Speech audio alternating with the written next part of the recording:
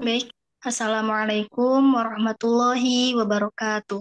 Waalaikumsalam Waalaikumsalam warahmatullahi warahmatullahi wabarakatuh. wabarakatuh. Alhamdulillahilladzi arsala rasulahu bil huda wa dinil haq liyudhhirahu 'ala dini kullih wa kafa billahi syahida. Asyhadu an la ilaha illallah wa asyhadu anna Muhammadar Rasulullah.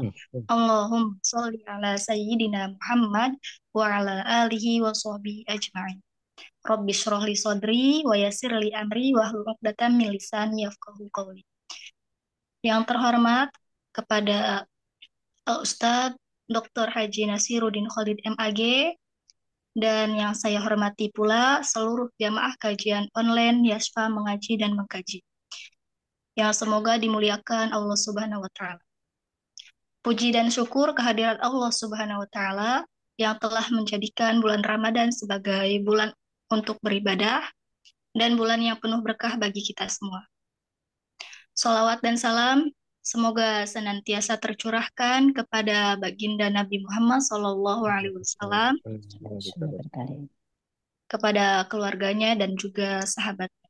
Semoga kita yang hadir dalam acara kajian online Yasfa pada pagi hari ini mendapatkan syafaat Nabi Muhammad SAW di akhirat nanti. Amin ya robbal alamin. Terima kasih atas kehadiran Bapak atau Ibu. Semoga kita semua yang hadir dalam kajian online Yasfa kali ini senantiasa diberikan keberkahan dan kesehatan agar dapat istiqomah mengikuti kajian rutin kali ini dengan mengharap ridho dari Allah Subhanahu wa taala. Baik, Bapak atau Ibu hadirin jamaah rahimakumullah, izinkan saya membacakan susunan acara pada pagi hari ini. Yang pertama yaitu ada pembukaan, kedua tilawah Al-Quran, ketiga terjemah Al-Quran, kemudian keempat tafsir Al-Quran, kemudian yang kelima ada informasi seputar Pondok Pesantren Yasfa, keenam sesi tanya jawab, dan terakhir doa dan penutup. Demikian susunan acara kita pada pagi hari ini. Pertama-tama, marilah kita buka acara pada pagi hari ini dengan membaca suratul Fatihah, ala hadiniyah wa ala kulli niyatin sholihah, al-Fatihah. Alhamdulillahirabbil alamin, arrahmanirrahim, maliki yaumiddin. Iyyaka na'budu wa iyyaka nasta'in. Ihdinas siratal mustaqim, siratal ladzina an'amta 'alaihim ghairil maghdubi 'alaihim. Selanjutnya, mari kita bersama-sama mendengarkan lantunan ayat-ayat suci Quran Surah Al-Anfal ayat 62 sampai dengan 69. Yang kali ini akan dibacakan oleh Ustazah Amanda Rospandi dan pembacaan sari tilawah yang akan dibacakan oleh Ustazah Qur'atu. Baik, dipersilahkan untuk Bapak atau Ibu jamaah kajian Yasfa Mengaji dan Mengkaji agar mempersiapkan diri untuk menyimak lantunan ayat yang akan dibacakan oleh Ustazah Amanda Rospandi dengan diiringi sari tilawah yang akan dibacakan oleh Ustazah Auratu. Kepadanya saya persilahkan.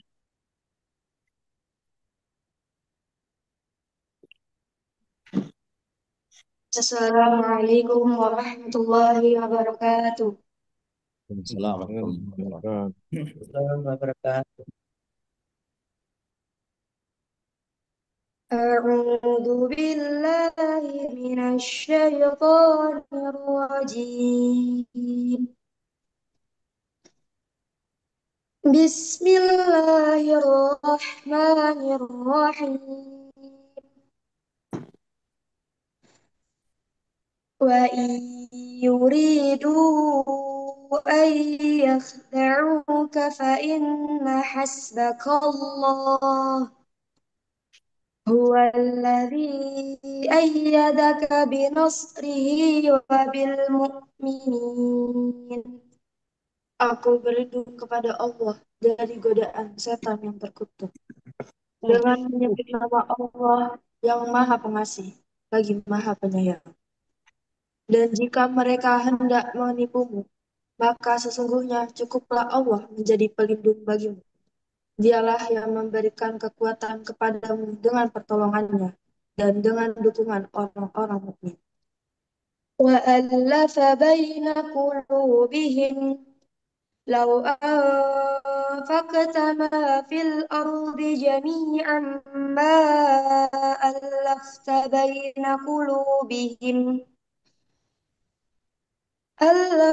بين قلوبهم ولكن الله ألف بينهم إنه عزيز حكيم. Dan dia Allah yang mempersatukan hati mereka, orang yang beriman. Walaupun kamu menginfakkan semua kekayaan yang berada di bumi, niscaya kamu tidak dapat mempersatukan hati mereka. Tetapi Allah telah mempersatukan hati mereka. Sungguh, Dia Maha Perkasa, Maha Bijaksana. يا أيها النبي حسبك الله ومن اتبعك من المؤمنين. Wahai Nabi Muhammad, cukuplah Allah menjadi pelindung bagimu dan bagi orang-orang mukmin yang mengikutimu. يا أيها النبي حرض المؤمنين على القتال إن يكن منكم 20 صابرون يغلبوا 200 وإن يكن منكم 100 يغلبوا 1000 من الذين كفروا من الذين كفروا بأنهم قوم لا يفقهون. Wahai Nabi Muhammad, kobarkanlah semangat para mukmin untuk berperang. Jika ada 20 orang yang sabar di antara kamu, niscaya mereka dapat mengalahkan 200 orang musuh. Dan jika ada 100 orang yang sabar di antara kamu, niscaya mereka dapat mengalahkan 1000 orang kafir. Karena orang-orang kafir itu adalah kaum yang tidak mengerti. الآن خفف الله عنكم وعلم أن فيكم ضعفا فإن يكن منكم 100 صابرة يغلبوا 200 وإن يكن منكم 1000 يغلبوا 2000 بإذن الله والله مع الصابرين. Sekarang Allah telah meringankan kamu karena Dia mengetahui bahwa ada kelemahan padamu. Maka jika di antara kamu ada 100 orang yang sabar, niscaya mereka dapat mengalahkan 200 orang musuh. Tidak pantas bagi seorang nabi mempunyai tawanan.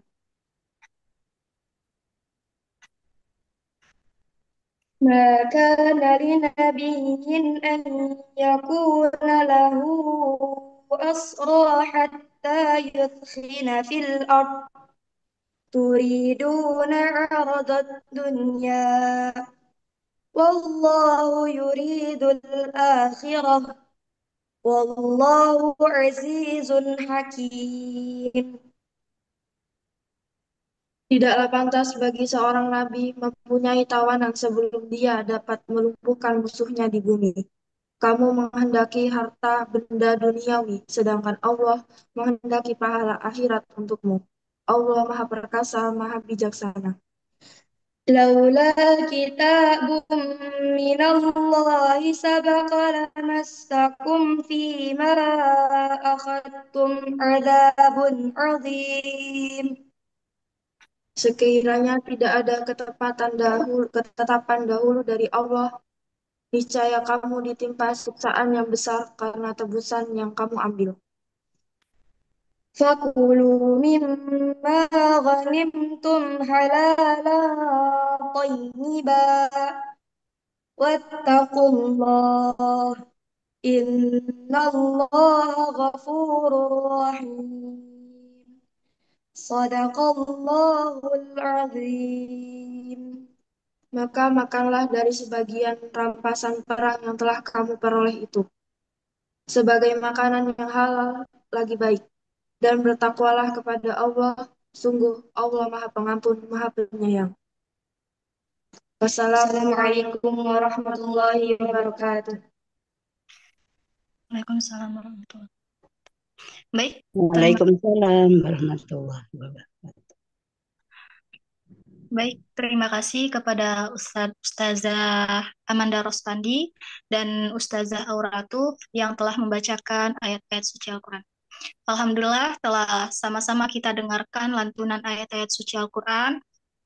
Semoga yang membaca dan yang mendengarkan mendapatkan pahala di sisi Allah Subhanahu wa Ta'ala.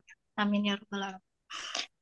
Baik, sebelum kita memasuki kajian Yasfa kali ini, mungkin ada beberapa informasi Yasfa yang akan disampaikan oleh host kita, yaitu kepada Bunda Kinanah. Dipersilakan. Terima kasih Ustazah Aini. Assalamualaikum warahmatullahi wabarakatuh. Ibu sekalian, izin sejenak kembali saya menginformasikan ajakan atau seruan untuk kita sama-sama memanfaatkan momen bulan yang mulia ini. Yang pertama kami Udah Gina, suaranya mohon maaf kekecilan udah Gina. baik.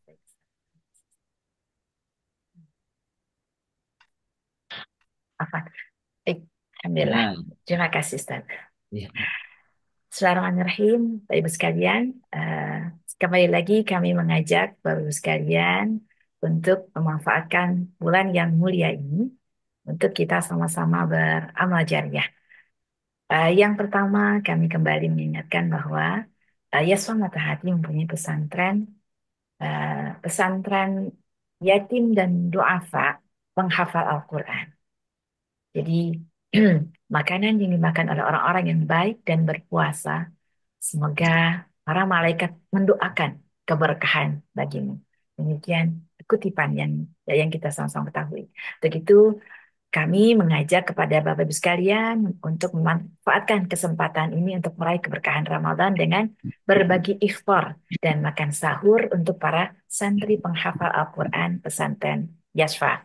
Silakan bila ingin menyampaikan iftar ataupun makan sahur ke alamat pesantren Yasfa di Bait Yasfa, Blok PD1, nomor 3 RT 6 RW 04, Penunggangan Utara, Pinang, Kota Tangerang.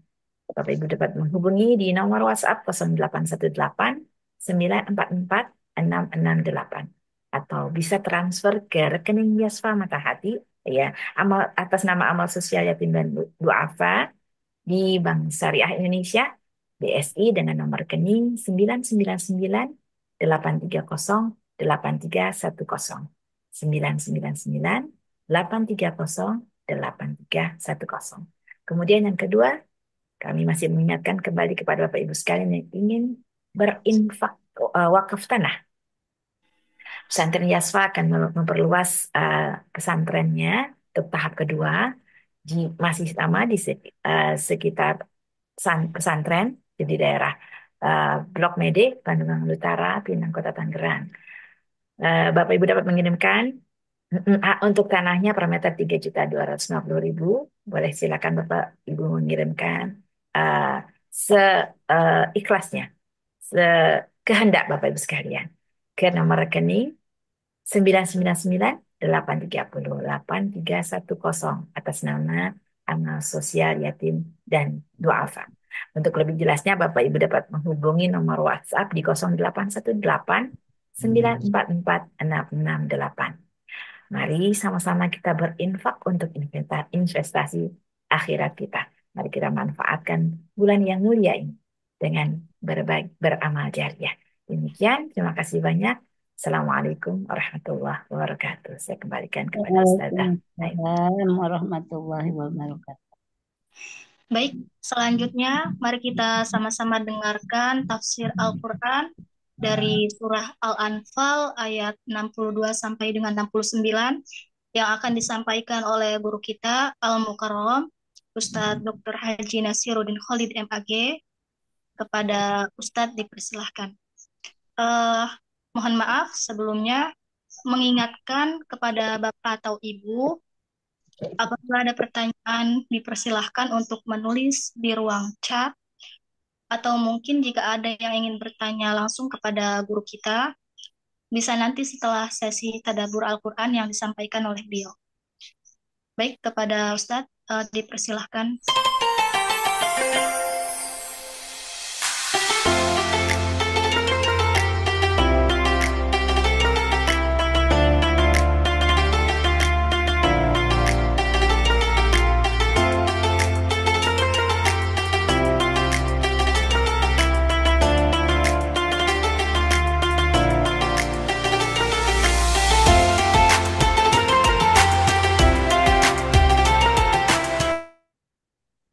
Assalamualaikum warahmatullahi wabarakatuh.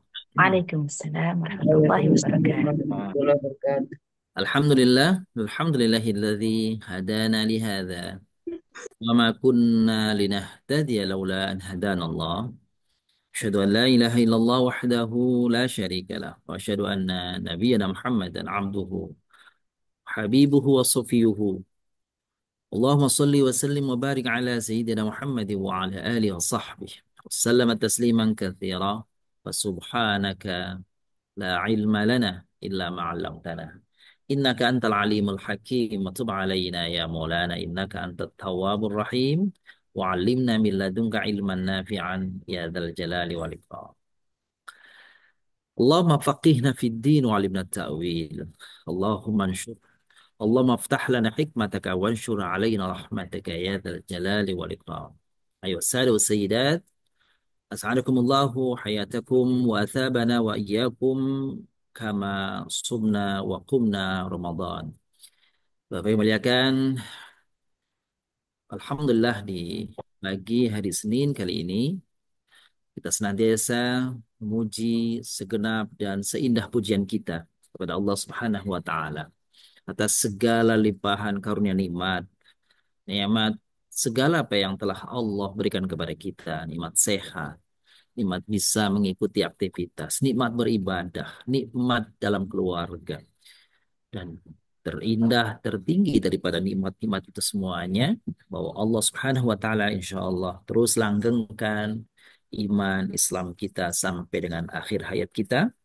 Dan insya Allah kelak nanti taatan kita, keimanan kita berbalas kebaikan dari sisi Allah SWT dengan rahmatnya, bahwa kita insya Allah nanti dibersamakan ma'an nabiyyin wa syuhada wa salihin, dan khususnya dengan baginda kita Nabi besar Muhammad Sallallahu Alaihi Wasallam. Bapak Ibu yang muliakan, tidak terasa sudah sepertiga perjalanan bulan Ramadan kita.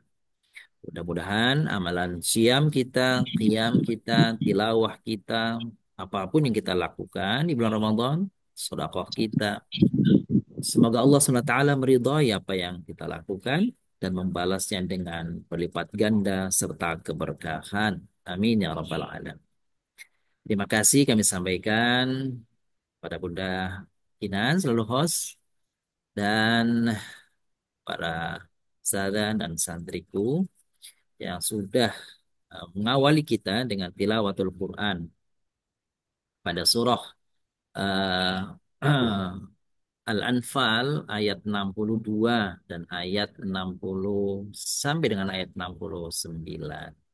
Bapak Ibu yang kami muliakan, pada ayat-ayat yang dibacakan tadi, kita masih berbicara tentang bagaimana peristiwa Perang Badar dan peristiwa interaksi Nabi Shallallahu Alaihi Wasallam dengan orang-orang Yahudi di Madinah, dan beberapa teguran Allah Subhanahu Wa Taala kepada baginda Nabi kita yang sesungguhnya juga adalah pelajaran bagi kita umatnya. Ini menunjukkan bahwasanya Rasulullah Shallallahu Alaihi Wasallam ketika melakukan sesuatu yang dianggap tidak berkesesuaian, maka segera turun peringatan, teguran dari Allah SWT. Oleh karena itu, Nabi kita Nabi Muhammad Sallallahu Alaihi Wasallam di dalam akidah Ahlus Sunnah wal Jamaah disebut sebagai seorang yang maksum. Apa itu maksum? Maksum artinya terpelihara dari keliru, dari salah. Sebab ketika Rasulullah SAW akan melakukan sebuah kekeliruan, langsung Allah SWT menegurnya melalui Jibril. Seperti ayat-ayat nanti beberapa ayat yang akan kita temui pada kesempatan kali ini. Bapak Ibu memuliakan, di ayat 62 kita mulai. A'udzubillahi minasyaitonir rajim. Wa yuridu ay yakhda'uk fa inna hasbakallah walladzi ayyadaka binasrihi wa bil mu'minin. Ayat ini masih berkaitan bagaimana interaksi Rasulullah SAW dan orang-orang Yahudi di Madinah. Bukankah kita kemarin pada pertemuan sebelumnya telah Al-Quran mengingatkan bahwa orang-orang Yahudi dalam banyak kasus ketika di zaman Nabi Shallallahu Alaihi Wasallam bahwa mereka adalah orang-orang yang sering kali melakukan pengkhianatan terhadap perjanjian. Mereka melakukan khida', melakukan penipuan, makar. Maka Allah mengingatkan kepada Nabi Shallallahu Alaihi Wasallam, wa yuridu, jika mereka yuridu mengingini atau ingin ayah da'u akan menipumu, melakukan makar, melakukan kecurangan, gitu ya. Tapi Allah ingatkan fa'inna hasbakallah, maka sesungguhnya hai Nabi cukuplah Allah menjadi pelindungmu. Bapak Ibu memuliakan, sedikit kita coba review ada sejarah bagaimana ketika Nabi Shallallahu Alaihi Wasallam mendatangi suku Bani Nadir, perkampungan Yahudi Bani Nadir. Rasulullah bersama Abu Bakar Siddiq, Umar bin Khattab akan mengingatkan para tokoh-tokoh Bani Nadir bahwa di antara butir-butir kesepakatan adalah bahwa apabila ada terjadi kesalahan membunuh salah satu sahabat siapapun warga Madinah, maka ketika itu wajib bagi sang pembunuh itu membayar diat, itu, maka diatnya ditanggung oleh semua warga Madinah. Muslimkah dia, non-muslimkah dia, semua warga Madinah. Nah, Rasulullah SAW menagih kepada orang-orang tokoh Bani Nadir atas kesepakatan itu. Tapi apa yang terjadi ketika Rasulullah SAW bersama Abu Bakar As-Siddiq, Umar bin Khattab mendatangi perkampungan Yahudi, menemui para tokohnya. Maka sebelum Rasulullah berjumpa dengan tokohnya, Rasulullah SAW duduk di depan sebuah rumah dari tokoh tersebut, menunggu untuk berjumpa dengan tokoh tersebut. Tapi apa yang terjadi? Ternyata mereka di belakang Nabi SAW merencanakan suatu rencana pembunuhan kepada Nabi SAW. Yaitu mereka menyuruh salah satu daripada kelompok Yahudi tersebut untuk membawa batu yang besar dari rumah dari atas, dari eh, rumah lantai duanya, lalu menimpakan batu itu, agar menimpakan batu itu kepada Nabi sehingga diharapkan Nabi Muhammad SAW meninggal. Harapannya begitu. Tapi di dalam musyawarah atau rapat tokoh-tokoh itu sudah diingatkan oleh salah satu tokohnya, Abdul Salam namanya, bahwa jangan kau lakukan itu karena pasti akan ketahuan. Tapi nasihat dari salah satu tokohnya tidak diindahkan. Mereka tetap mereka meyakini ini kesempatan emas untuk menghabisi Nabi kita Nabi Muhammad Sallallahu Alaihi Wasallam. Begitu mereka naik, apa yang direncanakan itu akan dilaksanakan, dan Nabi SAW tiba-tiba pergi dari tempat duduknya, bangun dari tempat duduknya dan dia pergi bersegera untuk kembali ke rumahnya. tanpa memberitahu sahabatnya Abu Bakar As-Siddiq, Umar bin Khattab, sehingga Abu Bakar dan Umar terkejut, ada apa gerangan Nabi tiba-tiba kok keluar dari tempat ini. Akhirnya oleh keduanya dikejar Nabi Sallallahu Alaihi Wasallam dan dikatakan, ada apa gerangannya Rasulullah? Maka Rasulullah mengatakan, Jibril telah memberitahuku bahwa ada seseorang yang akan menimpakan batu besar untuk membunuhku. Akhirnya Nabi pulang, lalu kemudian Nabi mengumpulkan pasukan dan itulah saat terjadinya pengepungan kepada Bani Nadir, dan kemudian mereka dalam sejarah para laki-lakinya dieksekusi, para wanitanya diperbudak. Itu contoh daripada bagaimana Allah menjamin fa inna hasbakallah, pelindungmu hanya Allah. Dalam banyak peristiwa Nabi dijaga, yang sesungguhnya harusnya Rasulullah SAW itu mungkin terbunuh, mati terbunuh, tetapi Allah menjaganya. Walladzi ayyadaka binasrihi wa bil mu'minin, dan dialah Allah yang menurunkan, yang menyegerakan, yang memberikan pertolongan, ya. Dan juga bukan hanya Allah Subhanahu wa taala, tetapi juga pertolongan, ya, pertolongan dari Allah sumbernya, lalu kemudian secara real dukungan, pembelaan dari orang-orang mukmin. Nah, pada peristiwa di ayat 63, wa'allafa baina qulubihim law anfaqta ma fil ardi jami'an ma allafta baina qulubihim ma allafta baina qulubihim walakin Allah allafa bainahum innahu azizun hakim. Ini kan konteksnya Bapak melihatkan bahwa di Madinah itu kan banyak suku. Maka kalau coba kita membahasakan, Madinah itu kalau bahasa sekarang mungkin adalah kota metropolitan, kota eh, kebudayaan. Contoh gambaran kota eh, dengan toleransi, ya. Umat beragama bisa hidup di situ bersama-sama, diikat dengan satu perjanjian. Selama mereka tidak melanggar perjanjian, ya, piagam dan perjanjian tersebut, mereka aman hidup.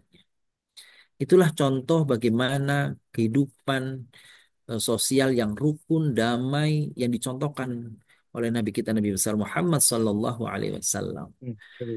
Betapapun mereka di Madinah itu banyak suku yang memeluk Islam, dua di antara suku yang besar yaitu suku Aus dan Khazraj.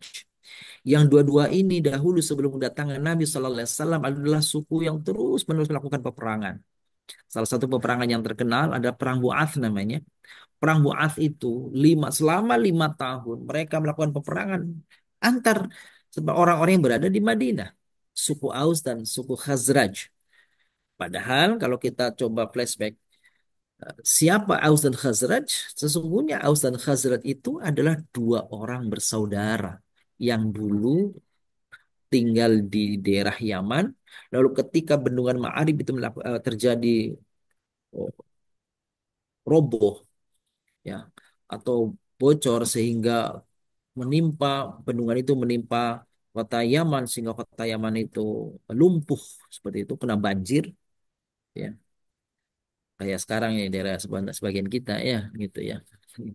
Nah itu maka para warganya itu melakukan eksodus, melakukan transmigrasi dari Yaman itu.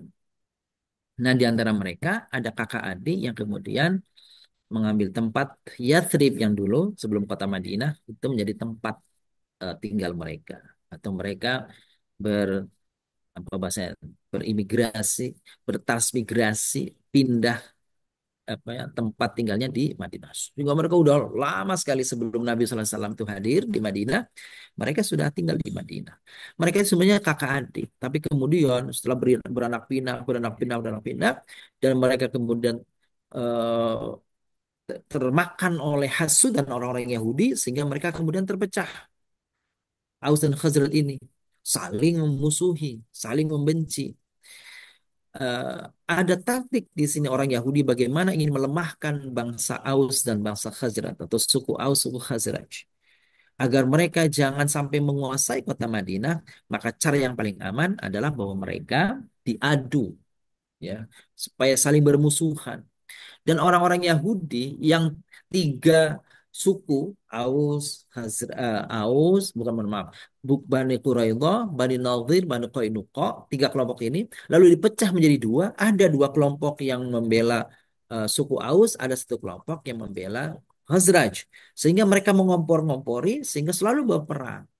Itu selalu berperang. Nah, ini terjadi seperti itu terus menerus. Nah, ketika Nabi Shallallahu Alaihi Wasallam tiba di Madinah, maka Nabi mempersatukan, mempersaudarakan mereka. Nanti lihat selain pada surat ini juga pada surah Ali Imran, gitu ya. Ya, apa wa'tasimu bihablillahi jami'an wa la tafarraqu. Itu wadhkuru ni'matallahi 'alaikum id kuntum a'daan fa'alafa baina qulubikum fasbahtum bi ni'matihi ikhwana. Itu ayatnya ya. Wa kuntum 'ala syafa hufratin minan nar fa'anqadhakum minha dan seterusnya. Itu menggambarkan bahwa dulu kalian itu bermusuhan. Tapi kemudian Allah menyatukan dengan datangnya Nabi, dengan datangnya Islam, maka Allah mempersatukan kalian menjadi sama, menjadi saudara. Nah, ayat ini juga menyangkut peristiwa tersebut. Wa allafa baina qulubihim, Allah yang merajut hati mereka. Allah yang menyatukan hati mereka.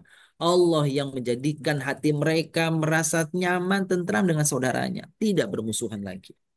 Lau anfaqta ma fil ardi jami'a ma allafta baina qulubihim. Bapak yang muliakan. Jadi nikmat bersatu, nikmat kita bisa kumpul seperti ini, nikmat kita masih bisa bersaudara. Itu tidak lain adalah nikmat Allah.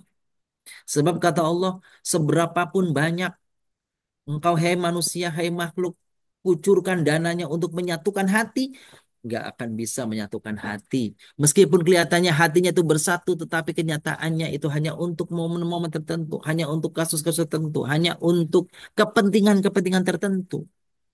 Dan itu nyata sekali. Kalau mau ada pilkada, ada pilgub, pilpres, gitu, gitu ya. Dengan kucuran dana yang banyak, seperti yang mereka bersatu sesungguhnya tidak. Hati mereka itu gitu hanya tunduk sementara karena adanya tadi. Ya. Lau angfakta, kata Allah tuh, lau angfakta sehingganya sekiranya engkau infakkan, engkau eh, kucurkan dana untuk menyatukan mereka, mereka tidak bisa bersatu. Mereka tidak bersatu.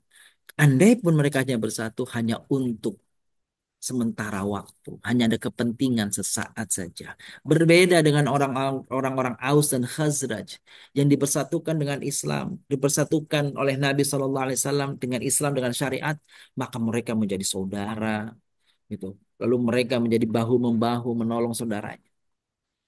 Walakin Allah allafa baina qulub, walakin Allah allafa bainahum. Tapi Allah lah yang menyatukan hati. Jadi Bapak Ibu muliakan, eh, coba ada dua orang, laki-laki dan perempuan, itu yang satu dari mungkin dari Jawa, yang satu kemudian dari Sumatera, gitu ya, atau mungkin sebaliknya, lalu saling pengenal. Siapa yang menjadikan hatinya luluh? Siapa yang menjadi hati tunduk? Boleh jadi pandangan mata awalnya, boleh jadi karena mungkin apa namanya simpati pada sikap dan sebagainya, tetapi sesungguhnya Allah Subhanahu Wa Taala yang menundukkan hatinya, gitu ya. Maka eh, Bapak Ibu, kalau kita hadir pada resepsi-resepsi pernikahan, gitu ya, kita sering dengar ya doa-doa yang dipanjatkan ketika apa namanya selesai akad, gitu ya, selesai pernikahan. Apa di antara doanya tuh? Allahumma alif baina. Nah, gitu ya. Baina, kadang-kadang baina Adam, baina al-arusain. Ya Allah, satukan dua hati mempelai ini seperti engkau kama alafta baina, seperti engkau satukan, ya, kumpulkan hatinya antara Nabiullah Adam dan Sayyidatuna Hawa, antara Nabi Muhammad sallallahu alaihi wasallam wa Khadijatul Kubra, wa baina Ali bin Abi Thalib wa Fatimah az-Zahra. Itu doa. Karena sesungguhnya rasa sayang, rasa benci, rasa cinta, rasa marah itu sumbernya dari hati dan yang menguasai hati adalah Allah Subhanahu wa taala. Sehingga yang kita minta untuk menundukkan hati adalah kepada Allah sang penguasa. Lalu kemudian ya ayuhan nabiyyu hasbukallah wa man ittaba'aka minal mu'minin. Kembali lagi Allah SWT mengingatkan, hai Nabi, cukuplah Allah menjadi pelindungmu dan juga pelindung orang-orang yang mukmin. Berikutnya ayatnya ya ayuhan nabiyyu haridil mu'minin 'alal qital. Dorong ya, kobarkan semangatnya orang-orang mukmin untuk berperang, mempertahankan akidah, mempertahankan tanah yang dijajah. Iyyakum minkum 'ishruna sabirun yaghlibu mi'atain. Ah, ini gambaran betapa kesabaran dalam konteks peperangan dibutuhkan. Janji Allah Subhanahu wa taala, iyyakum minkum 'ishrun, kalau ada 20 orang yang bersabar, bersabar menerima ketentuan Allah, bersabar dengan keadaan meskipun sulit. Pada perang Badar, Bapak Ibu yang memuliakan, pada perang Badar itu kan jumlahnya sepersepuluhnya. Bukan sepersepuluh, mohon maaf, sepertiganya. Karena jumlah kaum muslimin 313, orang-orang kafir jumlahnya 1000. Tuh. Jadi yang sepertiga ini bisa mampu mengalahkan yang 1000 tadi. Di sini dibilang yang 20 bisa mengalahkan 200, berarti sepersepuluh. Wa iyyakum minkum miyatu yaghlibu alfan minalladzina kafaru bi annahum qaumul la yafqahun. Dan sekiranya kalian memiliki ada 100 pasukan, yang 100 ini mampu mengalahkan 1000 pasukan. Gitu ya. Kenapa? Karena orang-orang kafir tidak mengetahui. Apa yang tidak mengetahuinya? Di antara motivasi orang-orang yang beriman untuk perang itu ada dua. Kalau dia menang dalam perang, maka dia akan berjaya, akan mendapatkan harta rampasan. Tapi kalau kalah, dia mati, begitu? Dia gugur, dia syahid. Jaminannya surga. Itulah mengapa orang-orang, para tentara-tentara Muslim itu nothing tulus, kata orang bilang, nggak masalah mau menang alhamdulillah, nggak menang tergugur di pertempuran ya alhamdulillah. Kenapa? Jaminannya adalah surga. Maka atas kesabaran itu ayat selanjutnya mengatakan al-an, sekarang khaffafallahu ankum wa alima anna fikum dha'fa. Allah sekarang meringankan kamu dan Allah tahu bahwa kamu tuh lemah. Kenapa lemah? Sebab Bapak yang muliakan, orang-orang Islam ketika terjadi perang Badar, itu kan peperangan pertama kali. Pertama kali ya, eh, sejarah menyatakan bahwa pasukan Islam itu berperang. Itu perang Badar. Udahlah jumlahnya sedikit, persenjataannya juga terbatas, kan gitu. Pengalaman perangnya juga mungkin tidak seperti orang-orang yang sebelum, apa orang yang lain, orang-orang kafir Quraisy. Lalu Allah ingatkan lagi, fa iyyakum minkum mi'atun sabiratun yaghlibu mi'atain. Yang 100 bisa mengalahkan 200. Wa iyyakum minkum alf yaghlifu alfain. Biidznillah. Jika kalian jumlahnya 1000 tapi bersabar, itu sabar dengan apa? Sabar dengan keadaannya, sabar dengan persenjataan yang terbatas, sabar dengan kondisi susahnya. Tapi itu dilakukan kesulitan itu dan bertawakal kepada Allah itu, maka yang sedikit itu bisa mengalahkan yang banyak biiznillah, tidak lain karena izin. Coba Bapak Ibu perhatikan pada perang Yarmuk, pada peristiwa perang Yarmuk. Perang Yarmuk itu antara kaum muslimin, tentara kaum muslimin dan tentara-tentara Romawi.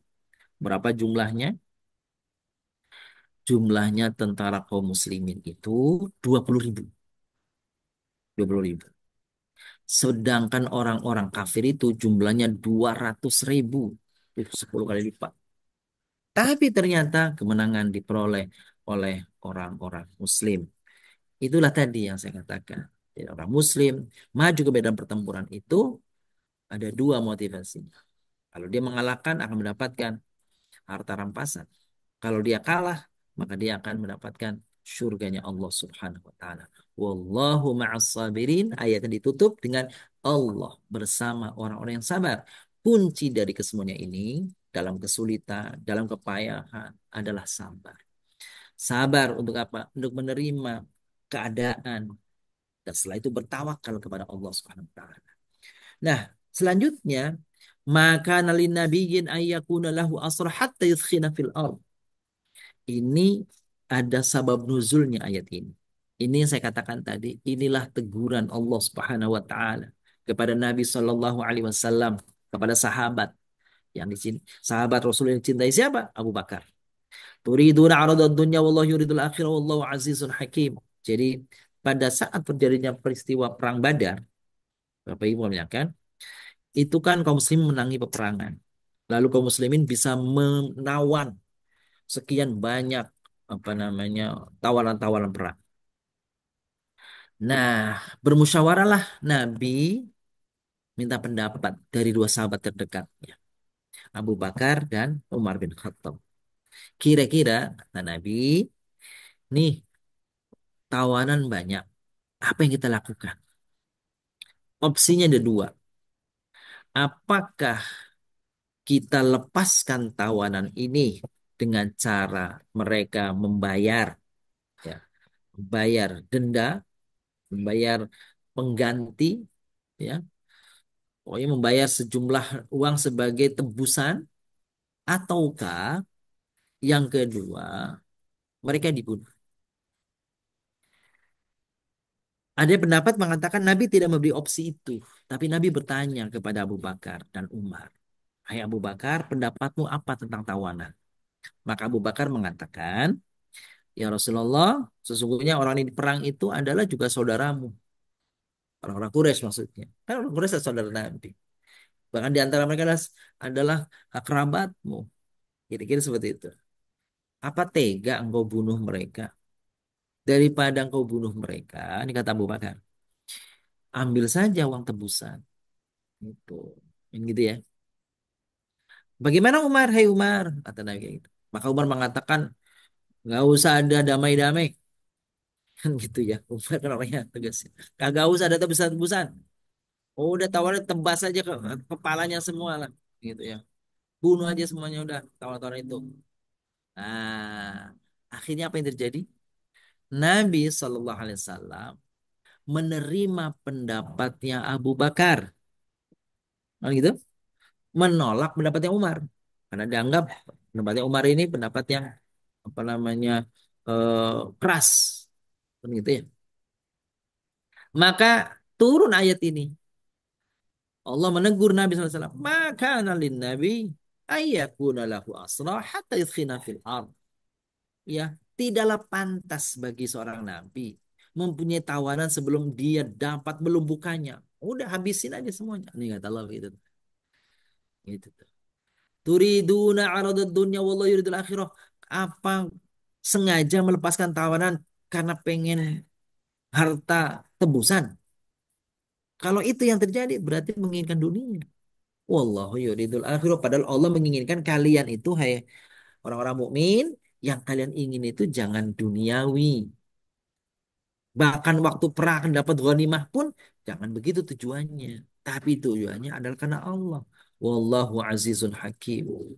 Ketika Nabi SAW memutuskan itu, turun ayat yang kedua.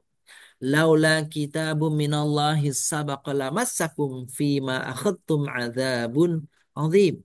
Sekiranya tidak ada ketetapan terdahulu, ya, dari Allah SWT, niscaya kamu ditimpa siksaan yang besar karena tebusan yang kamu ambil. Itu turun berikutnya teguran itu ya. Nabi mendapatkan ini nangis ayat ini. Maka apa dia bilang? Seandainya Umar tidak mengingatkan kita, maka kita sebenarnya sudah habis nih kena azab ini. Semuanya kita sudah apa namanya ditimpa azab ini. Gara-gara atau karena Umar bin Khattab nih apa usulan dan idenya itu, ya seperti itulah kata Nabi Sallallahu Alaihi Wasallam. Maka itulah bukti bahwasanya yang saya katakan tadi, bahwa Rasulullah Sallallahu Alaihi Wasallam itu pada titik-titik tertentu dia sebagai manusia biasa ada kelemahannya, tetapi kelemahan ini segera diralat, segera diperbaiki, segera ditegur oleh Allah SWT jika itu ternyata potensi ya berlawanan atau bertentangan dengan syariat. Itulah bila sesuatu tindakan yang dilakukan oleh Nabi Sallallahu Alaihi Wasallam dianggap keliru, Allah Subhanahu Wa Taala langsung menurunkan tegurannya melalui Jibril. Ini keliru, yang betul begini dan seterusnya. Fakulu mimma ghanimtum halalan thayyibah wattaqullah innallaha ghafurur rahim. Gitu ya. Maka di dalam perang Badar dan perang-perang yang lainnya yang kita katakan kemarin, bagian yang didapati oleh kaum muslimin ketika menang adalah dia akan mendapatkan ghanimah. Dan ghanimah itu halal hukumnya. Maka Allah perintahkan, fakulu mimma ghanimtum halalan thayyiban. Maka makanlah sebagian dari apa yang telah kalian dapatkan dari pampasan perang. Nah, jadi bukan rampasan kemarin kita sebut ya, Pak Maksudnya pampasan perang yang halal yang baik. Kenapa kata-kata mimma sebagian? Karena tidak semua, nggak bisa semuanya diambil oleh. Bukankah kemarin di ayat pertama pertemuan pertama, wa'lamu annama ghanimtum falillahi khumusahu wali rasul, gitu kan? Apapun yang kalian peroleh dari harta ghanimah itu nggak bisa semuanya. Keluarkan dulu seperlimanya untuk Allah dan Rasulnya. Jadi nggak semuanya. Dan pun kalau biasanya 4/5-nya sudah dibagi, nggak bisa semuanya juga. Tetap dibagi menurut ketentuan-ketentuannya. Sehingga apa yang sudah didapat dari ghanimah tidak serta-merta apa namanya bebas dimakan. Bahkan ini kisah sedikit sebelum saya tutup, itu ada seorang sahabat yang kata Nabi dia itu di neraka. Padahal sahabat ini yang perang ikut perang, ya. Usut punya usut apa yang terjadi Bapak Ibu? Ternyata ini sahabat tidak jujur. Tidak jujur di mana? Tidak jujur di mana? Waktu Nabi memerintahkan kepada sahabat ini agar membagi harta rampasan, harta pampasan perang tadi kepada pemiliknya, apa yang terjadi? Dia ternyata ya, melakukan apa itu? Ngumpetin, ngambil sebagian harta pampasan itu untuk kepentingan dirinya. Umpetin. Jadi curang. Gara-gara curang itulah kata Nabi. Dia di dalam neraka. Na'udzubillah min dzalik. Inilah pesan Bapak yang muliakan dari ayat ke-62 sampai 69 gitu ya. Sampai 69 firman Allah Subhanahu wa taala di dalam surat Al-Anfal yang masih berkaitan dengan peristiwa perang Badar, peristiwa interaksi Nabi sallallahu alaihi wasallam dengan orang Yahudi dan juga peringatan Allah pada Nabi sallallahu alaihi wasallam agar menjadikan Allah sebagai zat pelindung dalam kehidupan urusan dunia. Demikian untuk sementara kami cukupkan. Walhamdulillahi rabbil alamin.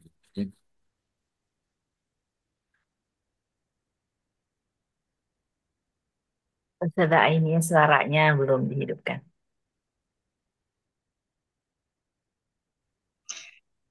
Baik, terima kasih kepada guru kita yang telah menyampaikan materinya, yaitu tafsir Al-Quran Surah Al-Anfal ayat 62 sampai dengan 69. Semoga dengan apa yang beliau sampaikan bisa bermanfaat bagi kita semua dan dapat menambah wawasan ilmu pengetahuan yang seluas-luasnya. Amin, amin ya rabbal alamin. Selanjutnya sesi tanya jawab kepada Bapak atau Ibu sekalian. Jika ada yang ingin bertanya, dipersilahkan.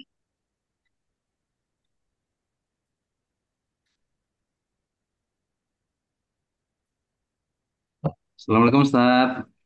Waalaikumsalam warahmatullahi wabarakatuh. Monggo Pak Haji. Betul Ustaz. Haji. Mungkin kami menanyakan terkait dengan ayat 67 Ustaz ya. Terkait pada tawanan perang. Tawanan perang, kemudian Rasul minta saran dari Umar dan Abu Bakar. betul. di mana Abu Bakar memberikan opsi yang pertama yaitu supaya eh, Dibebaskan. dilepaskan dan Ya, tebusan kan gitu. Kemudian Umar sarannya adalah dibunuh. dibunuh. Dan saat itu Rasul sudah memutuskan ya, memutuskan Betul. opsi yang pertama untuk memilih ditukar dengan harta kan. Nah, pertanyaan kami terkait dengan keputusan Rasul itu kan sudah keputusan di mana ada ayat-ayat yang menyatakan bahwa ada sesuatu hal yang akan disampaikan Rasul itu selalu dapat perintah dari Allah. Berarti di situ ada suatu keputusan yang belum ada perintah dari Allah sehingga Hmm. diatur oleh Allah. Iya. Mungkin mohon penjelasan. Syukran Ustaz. Baik. Terima kasih, Pak. Jadi betul apa yang ditentukan oleh Nabi Shallallahu Alaihi Wasallam itu menjadi pelajaran bahwa hai Rasul itu keliru, tapi sudah diambil keputusan oleh Nabi. Maka kata tadi ayat yang selanjutnya gitu ya, seandainya Allah belum menetapkan seluruhnya bahwa ini dimaafkan oleh Allah SWT, tentulah semua akan mendapatkan azab Allah Subhanahu wa taala. Jadi dari peristiwa kekeliruan tadi di, di masa mendatang jangan engkau memutuskan satu perkara seperti ini semata-mata pertimbangannya adalah harta. Kan gitu ya. Karena pertimbangannya itu ada embel-embel hartanya. Jadi kata Abu Bakar, pertama mereka kan saudara-saudaramu. Yang kedua lagian kalau kita ambil hartanya sebagai tebusan kan bisa untuk memperkuat persenjataan kita. Kan gitu tuh. Nah, eh, ini ada hikmah yang dikemukakan oleh para ulama bahwa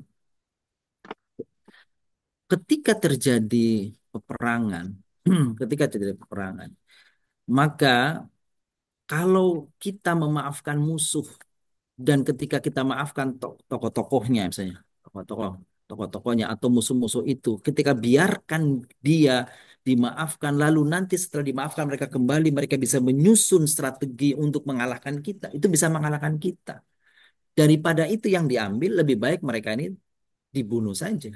Kan gitu. Jangan engkau berpikir bahwa kalau engkau lepaskan itu engkau akan dapat harta yang banyak, tetapi engkau tidak mempertimbangkan efek daripada pelepasan itu, maka itu akan menjadi bumerang bagi engkau. Seperti itu. Jadi eh, pada ayat ini laula kitabun minallahi sabaqala masakum adzabun azim di ayat ke-68-nya ya, bahwa eh, tindakan menerima tebusan itu tapi sudah dilakukan gitu ya, sudah dilakukan bahwa tindakan menerima tebusan perang itu adalah salah ya. Kalaulah bukan karena ketetapan Allah, sudah Allah tetapkan dulu sebelum sebelum terjadi tentu saja bahwa Allah tidak akan menambahkan siksa kepada Nabi Muhammad, kepada Umar bin Khattab, kepada Umar, kepada sahabat itu, maka itu pastilah Allah akan turunkan azabnya. Kan ada kalimatnya, tidaklah Allah menentukan azab ketika engkau ada berada di dalamnya, hai Nabi. Jadi itu ketetapan Allah. Ketetapan Allahnya, Allah tidak mungkin menimpakan azab ketika Nabi masih ada. Itu ketetapannya. Lalu nanti ada ketetapan lagi. Tidaklah mungkin Allah menurunkan azab ketika masih ada orang-orang yang beristighfar. Azab yang dimaksud adalah azab-azab apa namanya seperti umat-umat terdahulu, gitu ya. Ada bencana yang besar, ada apa digulung banjir dan sebagainya. Nah, jadi ketetapan tadi menjadi pelajaran itu keliru, itu salah. Lain waktu jangan begitu. Kira-kira gitu ya.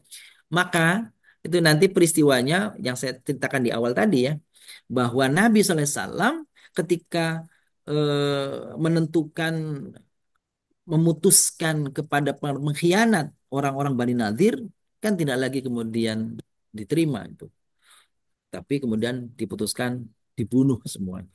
Udah bunuh, laki-lakinya dibunuh, perempuannya diusir atau diperbudak. Nih, jadi kalau pertanyaan bagaimana keputusannya? Keputusannya sudah diambil oleh Rasulullah bahwa diterima tebusannya. Termasuk di dalamnya siapa Bapak Ibu yang beliakan?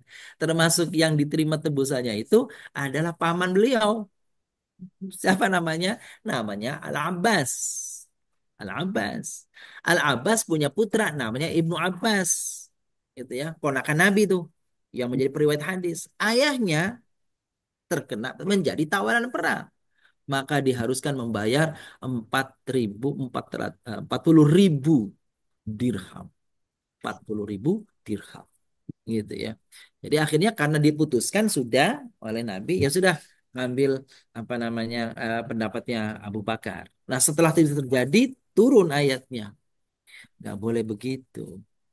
Lain waktu. Kenapa? Kalau mau kalau mau mengambil harta gitu, maka berarti tujuannya bukan karena Allah. Harusnya akhirat, jangan dunia semata. Nah, Nabi itu diceritakan pada eh, ketika datang ayat 68 itu, Nabi itu menangis karena menyesal mengambil apa namanya ketetapan yang keliru. Nah, itu menjadi pelajaran di kesempatan-kesempatan berikutnya tidak boleh lagi menerima tebusan dari tawanan perang. Kira itu. Terima kasih. Matur nuwun Ustaz. Iya, sami-sami. Cukup ya? Mudah-mudahan. Alhamdulillah. Baik, Baik, cukup. Ah, Saudara? Mm-mm. ya, saya Ustadz. Maaf. Apa Ustadz? Maaf. Assalamualaikum Ustadz. Waalaikumsalam warahmatullahi wabarakatuh. Mm-mm. Ini nggak pertanyaan, cuman kemarin mohon maaf kemarin tuh saya nanya gitu, karena saya bingung tuh. Jadi saya kemarin sholat di atas tempat tidur nggak apa-apa Ustadz ya? Oh, Aku sholat di banjir tempat tidur. kemarin. Oh iya, baik. Iya, Jadi bukan masalah tempat tidurnya. apa Sholat tuh? itu Ya, sah ya, atau tidak pesannya berdasarkan ini. rukun dan Mm, syaratnya. Ya, rukun Iya, syaratnya. Jadi bukan masalah tempat tidurnya, rukun iya, dan syaratnya. Biar sholatnya di masjid, kalau ternyata sejadahnya najis, ya gak sah. iya. Nah, gitu ya. Tapi kalau sholatnya di tempat tidur, karena Kasurnya nipis. keadaannya tidak memungkinkan di tempat Mm, lain, bagi saudara kita yang mungkin kemarin barangkali lagi di Banjuran lagi di apa dialiri air ngalir gitu air, lewat lagi dilewati air ya rezeki, terpaksa tidur rezeki. sholatnya di atas kasur gitu dan kasurnya suci terpenuhi Iya, syarat dan syarat-syaratnya nggak masalah itu iya, Bun. iya Udah saya Ustadz. mudah yang sedang terkena musibah banjir semoga Mm. diberi ketabahan oleh Allah dan disegerakan pulih dan terbebas dari banjir insya Allah. Amin, amin Ustadz. Syukran Hmm. Ustadz. Baik, sama-sama Bunda Yunalis. Cukup ya, Sada. Baik. Iya. baik, Bu ini Sada ini ya. Ayo silakan. baik. Jika tidak ada yang ingin ditanyakan, sesi terakhir yaitu doa kepada Ustadz dipersilahkan. Terima kasih. Saya Bapak kemuliakan. Seperti biasa mengakhiri kajian kita di pagi hari ini. Kita bacakan Fatihah. Fatihah yang kita baca semoga Allah SWT sampaikan pahalanya untuk orang tua kita yang telah mendahului kita.